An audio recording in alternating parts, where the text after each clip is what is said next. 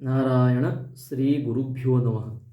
श्रुतिस्मृतिपुराणानाम् आलयं करुणालयं नमामि भगवत्पादं शङ्करं लोकशङ्करं शङ्करं शङ्कराचार्यं केशवं बादरायणं सूत्रभाष्यकृतो वन्दे भगवन्तो पुनः पुनः। ईश्वरो गुरुरात्मेति मूर्तिभेदविभागिने व्योमवद्व्याप्तदेहाय दक्षिणामूर्तये नमः। नीलाचलनिवासाय नित्याय परमात्मने बलभद्र सुभद्राभ्यां जगन्नाथाय ते नमः। नारायण। तो पूर्व सत्र आम देखी उपासनार लक्षण कौन, उपासनार अर्थ कौन। बर्तमान में देखिए ज्ञान, जोटा कि बहुत इम्पोर्टेंट, यहाँ बहुत दुर्लभ आ यार प्रचार प्रसार भी बहुत कम। जितक जगह भी ज्ञान प्राय आम शुणुचे मुख्यतः अद्वैतर बहुत कम मिलूँ। जो मैंने भी प्राप्त करुछंती से माने संपूर्ण शास्त्र को नहीं पुराण इत्यादि को खंडन करिकी पढ़ाउछंती। तो संपूर्ण शास्त्र परंपरा आचार्य संप्रदाय हिसाब से हमको जीवा पड़ो। असंप्रदायविद सर्वशास्त्रविद अभी मूर्खवेद एव उपक्षणीय, एक गुरु शंकराचार्य जी त्रयोदश अध्याय गीता कहते। एनीवे, ज्ञान कांड अथवा ज्ञान योग, तो ज्ञान आम देखिले प्रमाण रू मिलूँ, जोटा कि श्रुति स्मृति पुराण इत्यादि आम प्रमाण। तो मुख्यतः प्रस्थान त्रय ज्ञान आम जदि मोटामोटी ग्रंथ नवा, प्रस्थान माने एग्जिट, जो द्वारा आम बाहर को पड़े जाए जन्म मरण चक्र। तो त्रय माने तीनटा। तो कौन कौन? श्रुति प्रस्थान, श्रुति माने वेद। तो वेदर मुख्यतः मंत्र ब्राह्मण आरण्यक उपनिषद, मुख्यतः ये उपनिषद को निया जाइछि ज्ञान पाइगा, जोटा कि मात्र 4 भाग वेदर। एटा बहुत तत्व जिनस एथरे कह जाउछि, यार बहुत वैराग्य और अंतःकरण शुद्ध व्यक्ति ही ज्ञान को आहरण करि परिबे।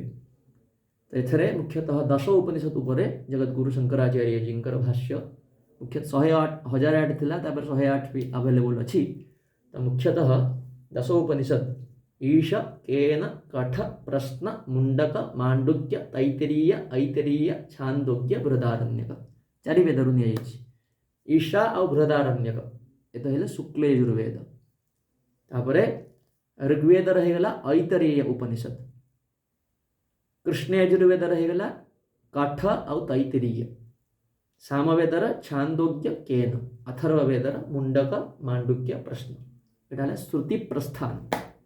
श्रुति प्रस्थान बुझा गोटे कष्ट, बहुत बैकग्राउंड दरकार, बहुत ये दरकार। तो से आउ टे इजिली बुझापाइका सर्वसाधारण पाइका स्मृति प्रस्थान। स्मृति माने भगवद गीता, समस्त वेदर सार किंतु श्लोक माध्यम टिके सहज रे बुझा जाइछि। भगवद गीता हूँ स्मृति प्रस्थान। तापर आसला न्याय प्रस्थान। धरी निया जाऊ गोटे जगार कहुई जे यतो वाचो निवर्तन्ते, आमे या कौन वाक्य द्वारा मन द्वारा आम जापर नहीं, यहाँ मन ठू ऊर्ध्वे। आ गोटे कह मनसा मन द्वारा ही आम जाना। देखा गोटे विरोधाभास, विरोध नुहे विरोधर आभास कह पड़ो। शब्दर प्रयोग बहुत इंपोर्टेंट। विरोधाभास, कारण श्रुति केवे भी विरोध ये हेबेन, से श्रद्धा कम से कम आम पाखे रही दरकार। विरोधाभास या सल्व करने ग्रंथ हूँ ब्रह्मसूत्र, जोटा कि गोटे वेदव्यास द्वारा रचित। या उपरे भी शंकर भाष्य, आदिगुरु शंकराचार्य भाष्य अच्छे। एथरे मुख्यतः अध्यास भाष्य, केमी शरीर द्वारा मु तादात्म्य करुच्ची, प्रथम यहाँ अच्छे जोटा कि वर्ल्ड फेमस भाष्यटी समस्त अध्ययन करने निहाती आवश्यक। आम जिते जहाँ भी संसार में करुचे सब छोट छोट समस्यार समाधान पाइना, किंतु जिते पर्यंत प्रकृत समस्यार समाधान है सबू भी रही। तो मुख्य समस्यार समाधान कौन? स्वप्न ही उठा। स्वप्न रे हाथी गोड़ाऊँची, सिंह गोड़ाऊँची, मोर खाइबा किए नहीं जाऊँची, मु जंगल भितर दौड़ुची। तो उठा पड़ो स्वप्न संपूर्ण समस्यार समाधान पाइना। से ज्ञान ही एकमात्र अग्नि, ज्ञान भस्मसात कुरुते तथा ज्ञानाग्नि, ज्ञान हूँ मुख्य अग्नि। ज्ञान रे ही सर्वं कर्माखिलम पार्थ ज्ञाने परिसमाप्यते। सबु कर्मर मुख्य अंत हूँ ज्ञान का श्रुति प्रस्थान अथवा उपनिषद, स्मृति प्रस्थान अथवा भगवद्गीता और न्याय प्रस्थान अथवा ब्रह्मसूत्र। तो ये जो प्रस्थान त्रय मुख्यतः 6टी जिनस आम डिस्कसन करा जायछि। जीवर स्वरूप कण, गोटे जो इंडिविजुअल व्यक्तिर स्वरूप कण, तापरे ईश्वरंकर स्वरूप कण। आमे तो ईश्वर गोटे नॉर्मल अंडरस्टैंडिंग जहाँ अच्छी, किंतु प्रकृति रे ईश्वरंकर स्वरूप कण, जगतर स्वरूप कण, ये जो जगतटा आमे देखुचे, तापरे आमे जो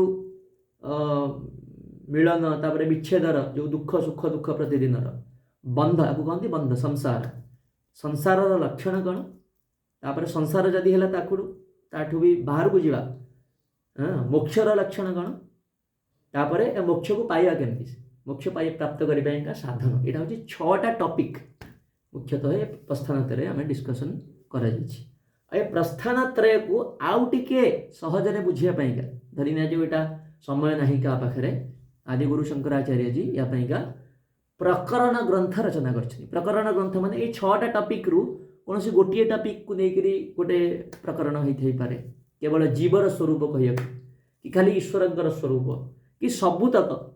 तो ये गोटे प्रकरण ग्रंथ हूँ तत्वबोध। यहाँ हूँ वेदांतर गोटे प्रारंभिक ग्रंथ। जमती इंजीनियरिंग पढ़िया पूर्व किसी जार्गन वार्ड सब आमको जाना पड़े, मेडिकल किसी टर्म जाना पड़े, सेमती वेदांत अध्ययन पूर्वर सूक्ष्म शरीर कौन, स्थूल शरीर कौन, पंचभूत कौन, पंचकोश कौन, ईश्वरंकर स्वरूप कौन, माया कौन, एमती तो आम ओभराली जानीचे, किंतु प्रकृत में शब्दर अर्थ कौन या जानापीका ये ग्रंथटी बहुत उपादेय ग्रंथ। यहाँ हूँ प्रारंभिक ग्रंथ तत्वबोध। आउ विवेक चूड़ामणि आ गोटे बहुत बढ़िया ग्रंथ भी, यार गोटे इलाबोरेशन आम कहीपर तत्वबोधर।